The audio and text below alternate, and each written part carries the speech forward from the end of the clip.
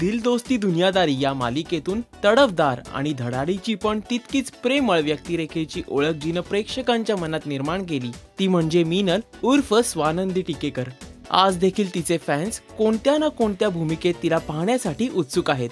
तेव्हा मीनल उर्फ स्वानंदी टिकेकरच्या चाहत्यांची प्रतीक्षा आता संपलीये, कारण लवकरच स्वानंदी टिकेकर पदार्पण करतेय मराठी रंगभूमीवर 103 या नाटकातून।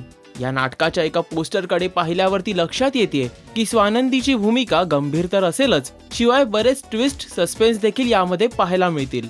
विशेष म्हणजे या नाटकात सुमित राघवन देखील मध्यवर्ती भूमिकेत असणार आहे।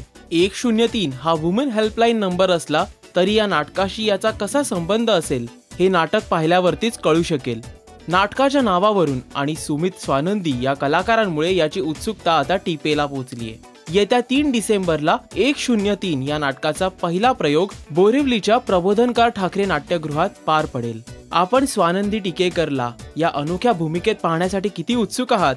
आपले व्ह्यूज पोस्ट करा या व्हिडिओच्या खाली असलेल्या कॉमेंट सेक्शन मध्ये। आणि मराठी नाट्य वर्तुळातील लेटेस्ट अपडेट्स जाणून घेण्यासाठी पहा राजश्री मराठी। नमस्कार, माझं नाव सखी गोखले, अर्थात दिल दोस्ती दुनियादारी मधली रेश्मा। आमच्या सिरियलच्या अपडेट्स हव्या असतील तर please subscribe to Rajshri Marathi.